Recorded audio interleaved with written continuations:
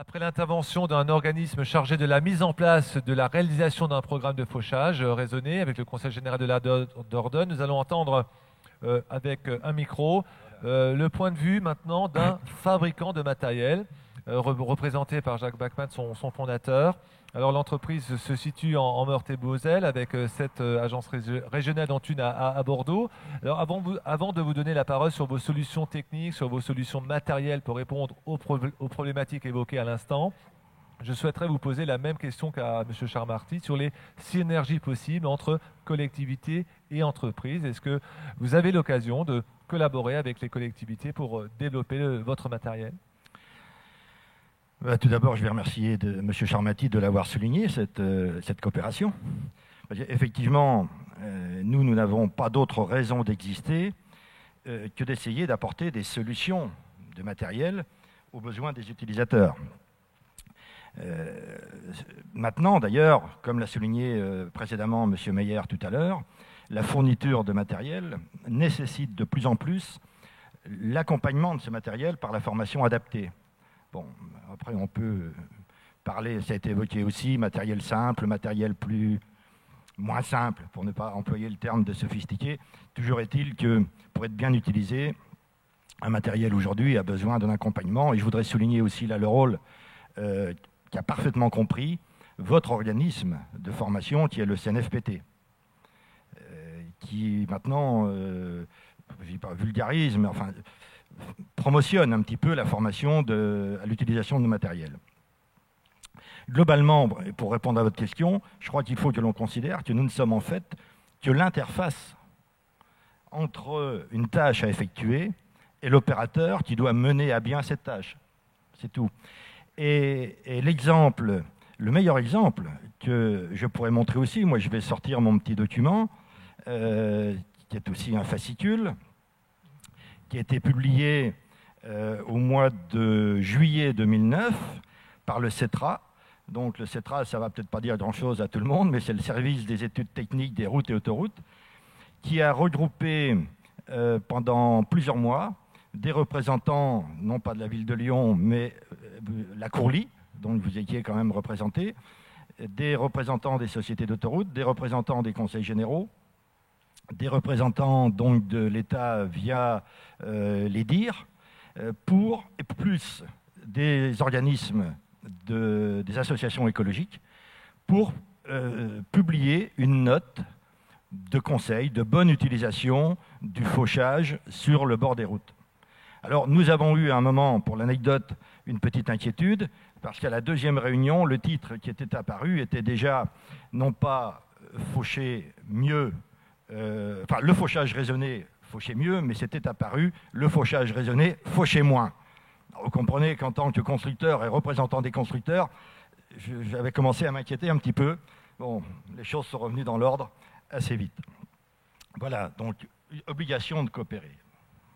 Alors donc là, vous allez évoquer un sujet. Là aussi, on est vraiment dans le réel. Donc là, vous allez dans un instant, on va rentrer dans le vif du sujet avec un concept, le fauchage raisonné, que vous avez un peu initié en France, il faut le dire. Alors, quel est le point de vue du fabricant Noremat, du constructeur de matériel que vous êtes, pour répondre au fauchage raisonné évoqué à l'instant par le Conseil général de la Dordogne? Donc, une problématique qui concerne tous les départements de France. Donc, quelles sont les propositions techniques du constructeur Noremat?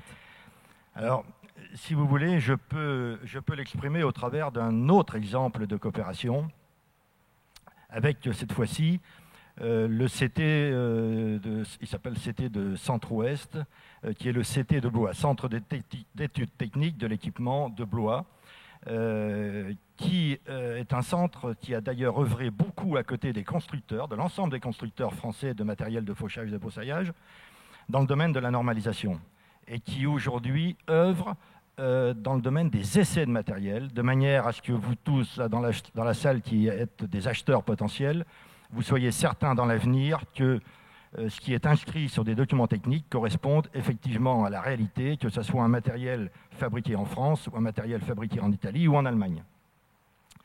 Donc, nous avons travaillé ensemble. Et il y a une note aussi qui a été réalisée en septembre aussi, 2009, que je vais essayer de vous commenter. Donc le fauchage raisonné, quels outils? Donc là aussi, on est dans le réel. Donc alors, bien entendu, M. Charmati vous l'a expliqué, le fauchage raisonné repose avant tout sur une politique départementale, par exemple, ou une politique nationale au niveau des routes nationales. Mais ça repose aussi sur des paramètres techniques qui doivent être reconsidérés.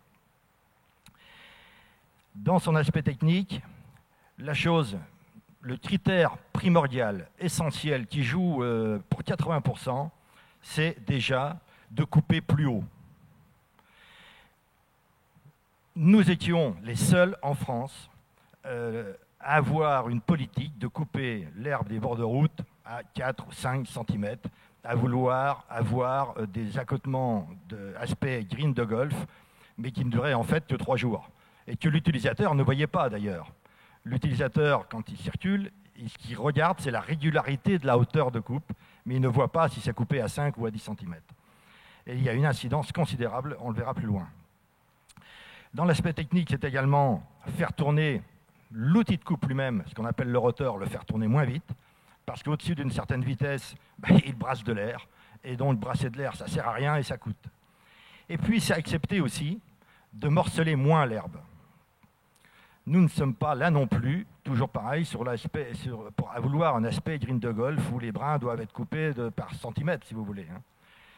Donc, couper plus haut, ça entraîne des économies énergétiques liées déjà en premier lieu à moins de masse d'herbe à broyer, puisque plus on est près du sol, plus l'herbe est dense et plus il y a donc de volume à couper.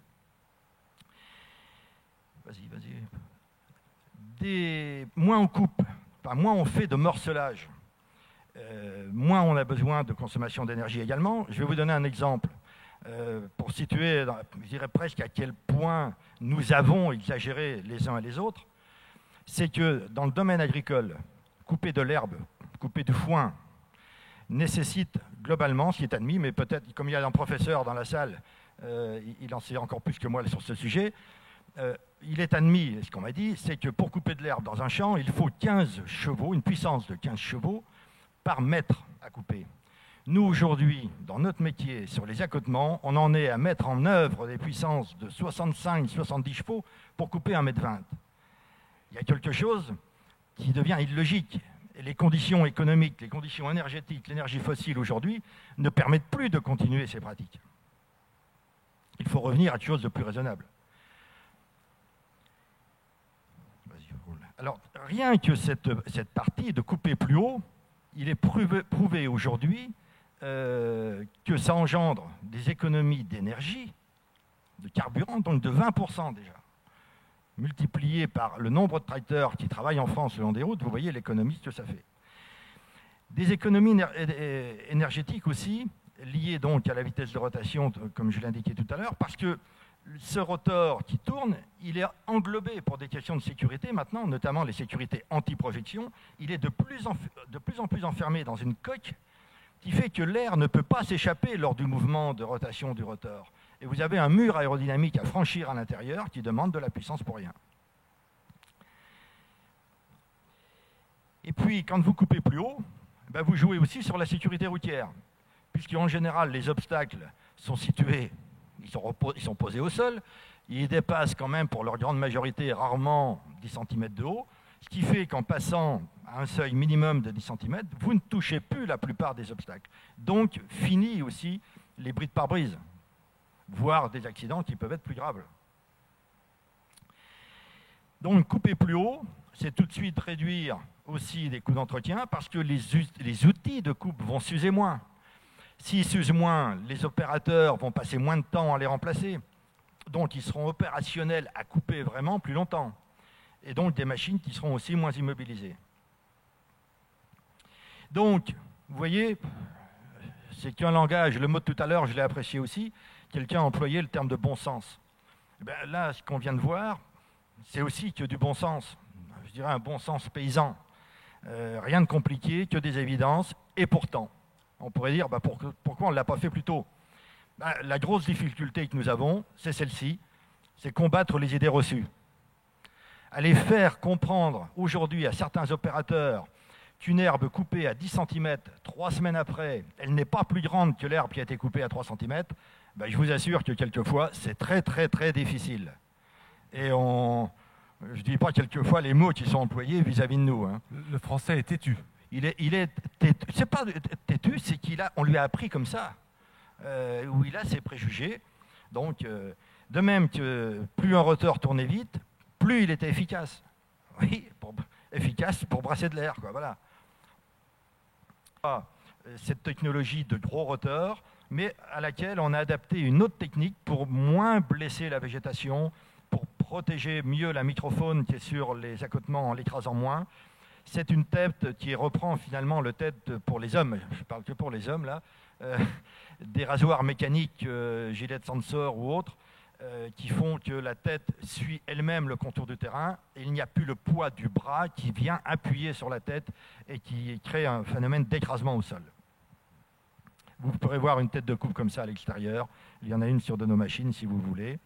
Alors les résultats aujourd'hui, les premiers résultats qui sont prouvés et mesurés par un certain nombre de conseils généraux notamment, c'est diminution de la consommation de carburant de 20%, une durée de vie des pièces d'usure qui est au moins multipliée par 2, et aujourd'hui au travers d'essais que nous continuons à poursuivre, nous sommes en mesure de pouvoir affirmer que dans moins de 5 ans, il est probable qu'on aura des gains de consommation de carburant réduits de 35 à 40%, ce qui n'est quand même pas rien. Alors je ne veux pas aller dans les détails du CO2 et ainsi de suite, mais tout est lié hein, forcément, et des durées de vie de pièces d'usure qui vont encore augmenter. Donc, avec des problèmes de personnel, des gens qui sont payés demain, je dis pas, c'est pas une question de prix, mais des gens qui ne seront plus que des simples opérateurs, simples conducteurs de tracteurs, qui vont devoir réfléchir à protéger, à ne pas faire n'importe quoi, n'importe où par rapport à la végétation,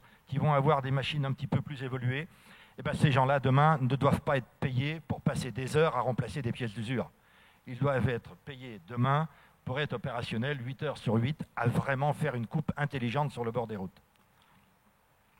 Alors, évacuer les résidus de fauchage pour en faire du compost ou des résidus d'élagage pour en faire des copeaux de bois destinés aux chaufferies. Est-ce que vous avez réfléchi à cette demande nouvelle? Nous ne faisons que ça.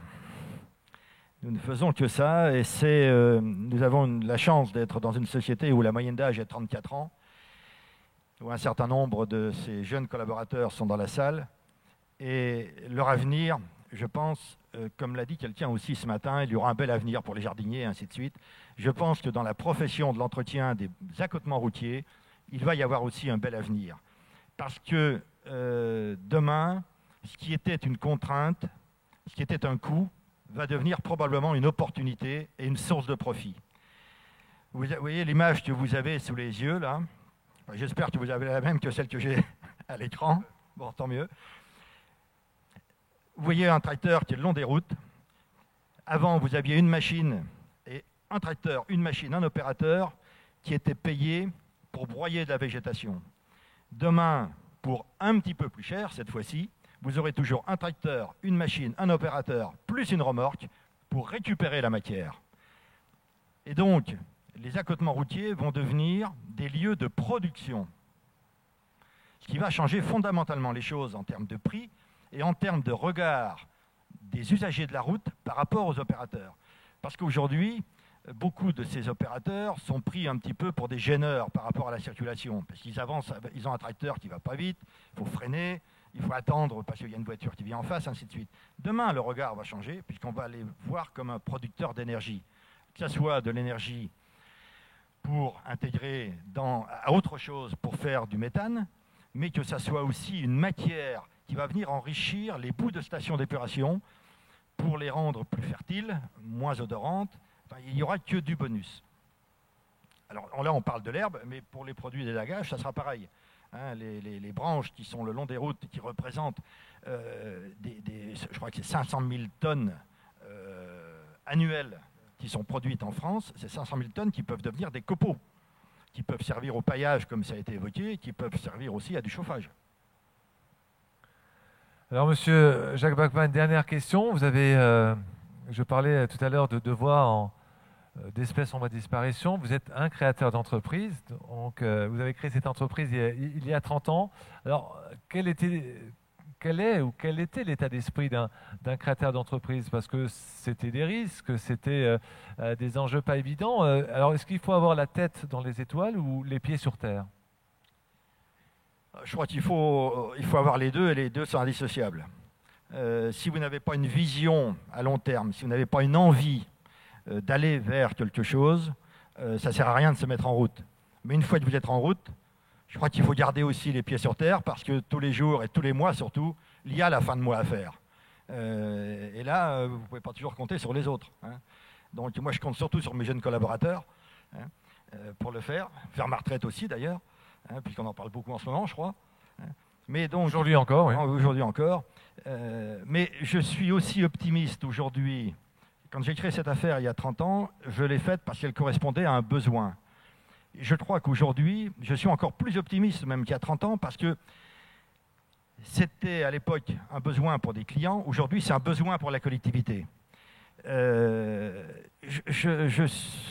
suis peut-être naïf, je suis peut-être, je ne sais pas, mais je suis profondément convaincu que demain, la chance que l'on pourra avoir, c'est de transformer notre système actuel énergétique en faisant en sorte que demain, nous allons utiliser des énergies propres et des énergies proches. Toutes les études qui se font aujourd'hui font apparaître qu'il est possible de trouver des solutions locales qui existent économiquement dans un rayon de 20 km. Et ça va être... Enfin, je voudrais bien avoir 30 ans de moins et recommencer. Oui, mais en tout cas, vous avez plusieurs fois 30 ans devant vous, donc ça devrait... En tout cas, merci, hein, Monsieur Jacques Bachmann, pour votre témoignage.